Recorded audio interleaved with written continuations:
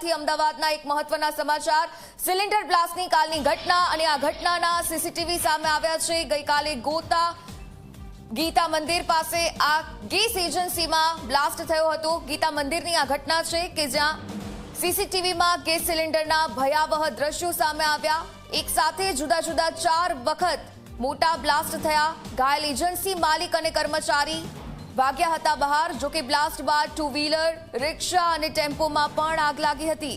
Gas refilling સમયે blast થયો હોવાની આશંકા વ્યક્ત કરવામાં આવી। આ સાથે કાગડાપીઠ પોલીસે જાણવા જોગ ફરિયાદ નોંધી તપાસની કાર્યવાહી હાથ ધરી છે। અત્રે મહત્વનું છે કે બ્લાસ્ટની ઘટનામાં ગેસ એજન્સીના માલિક આકાશ ભાવસાર વધુ ઇજાગ્રસ્ત થયા હોવાનું સામે આવ્યું। આકાશ ભાવસાર અને કર્મચારીને એલજી હોસ્પિટલમાં ખસેડવામાં આવ્યા। બીજી તરફ એજન્સીમાં આગ લાગવાના કારણોને લઈને તપાસ પણ કરવામાં આવશે। જો કોઈને બેદરકારી જણાશે તો તેની સામે પણ કડકમાં કડક કાર્યવાહી કરવામાં આવશે। તો ગઈકાલે અમદાવાદમાં જે રીતે આ ઘટના બની, સિલિન્ડર બ્લાસ્ટની આ ઘટના સામે આવી, જેમાં હવે સીસીટીવીના દ્રશ્યો પણ સામે આવી ગયા છે। ગીતા મંદિર પાસેનો આ બનાવ છે કે જ્યાં ગેસ એજન્સીમાં જ બ્લાસ્ટ થયો। એકાએક સીસીટીવીમાં જે રીતે દેખાઈ રહ્યું છે તે પ્રમાણે ગેસ સિલિન્ડરના આ ભયાવહ દ્રશ્યો સામે આવ્યા। એક સાથે જુદા જુદા 4 વખત મોટા બ્લાસ્ટ થયા। ઘાયલ એજન્સી માલિક અને કર્મચારી ત્યાંથી બહાર ભાગી ચૂક્યા હતા અને આ બ્લાસ્ટ બાદ ત્યાં આજુબાજુમાં જે વ્હીકલ પડ્યા હતા, રિક્ષા અને આ સાથે ટેમ્પોમાં પણ આગ લાગી ગઈ હતી। ગેસ રિફિલિંગ સમયે આ બ્લાસ્ટ થયો હોવાની આશંકા વ્યક્ત કરવામાં આવી રહી છે। હાલ તો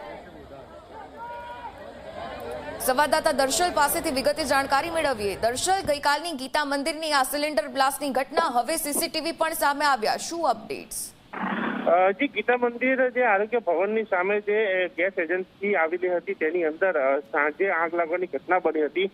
એ ઘટનાના એ સીસીટીવી ફૂટેજ સામે આવે છે। જે સીસીટીવીની અંદર જોઈ શકાય છે કે લોકો એ જે ગેસ સિલિન્ડર એ બ્લાસ્ટ થાય છે અને તેની સાથે જ લોકો ભાગતા અહીંયા દેખાયા છે, એ નજરે ચડે છે। એ ઘટનાની અંદર જે માહિતી મળી છે એ પ્રમાણે 4 જેટલા સિલિન્ડર બ્લાસ્ટ થયા હોવાની માહિતી મળી રહી છે અને તેની અંદર જે માલિક જે છે અને સાથે કર્મચારી તે પણ આની અંદર દાઝ્યા હતા અને તેમને એ સારવાર માટે ખસેડવામાં આવ્યા હતા। પ્રાથમિક જે સૂત્રો પાસેથી માહિતી મળી રહી છે એ મુજબ ગેસ સિલિન્ડર રિફિલિંગ દરમિયાન આ ઘટના બની હોવાનું હાલ એક મનાઈ રહ્યું છે, પરંતુ એ તપાસમાં સામે આવશે કે ખરેખર કારણ શું હતું અને જો એ રિફિલિંગની પ્રક્રિયા ચાલુ હતી તો એ કાયદેસર કરવામાં આવી હતી કે ગેરકાયદેસર, એ બાબતે પણ તપાસ થવી જરૂરી છે, જેથી કરીને ધન્યવાદ વિગતો સાથે જોડાવા બદલ।